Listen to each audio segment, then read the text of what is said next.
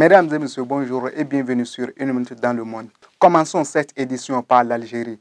La Cour d'appel de l'Alger a alourdi sensiblement le dimanche 18 juin une condamnation contre le patron de presse Hicham El Kadi, emprisonné depuis décembre en lui infligeant une peine de 7 ans de prison, dont 5 ans ferme, soit 2 ans de plus qu'en première instance.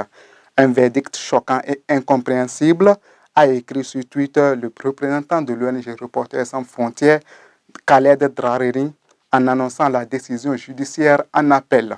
7 personnes ont été blessées dans les frappes ukrainiennes visant la région de Belgorod, frontalière de l'Ukraine, ce lundi 19 juin 2023, selon les autorités russes. Les bombardements et les attaques de drones se multiplient ces dernières semaines dans les régions frontalières de l'Ukraine et en Crimée, alors que le tempo de la contre-offensive ukrainienne s'accélère. Alors qu'il purge déjà une peine de 9 ans d'emprisonnement pour fraude, Alexei Navalny risque des dizaines de détentions dans un nouveau procès qui s'ouvre ce même lundi 19 juin en Russie. Accusé d'extrémisme et d'avoir réhabilité l'idéologie nazie, l'opposant accuse le Kremlin de vouloir le garder à vie. La ville de Jenin, dans le nord de la Cisjordanie, est le théâtre de violents combats ce même jour entre forces israéliennes et groupes armés palestiniens.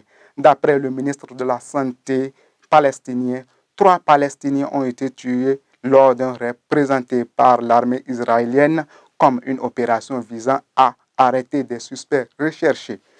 Alors que la présidentielle américaine ne se déroule que dans un peu moins de 17 mois, l'actuel locataire de la Maison-Blanche a choisi de placer le gouvernement à gauche. Il est grand temps que les très riches commencent à payer leur juste part, a déclaré Joe Biden lors d'un discours dans l'État clé de la Pennsylvanie. Ce sera tout pour ces informations. Merci de nous avoir suivis. À bientôt.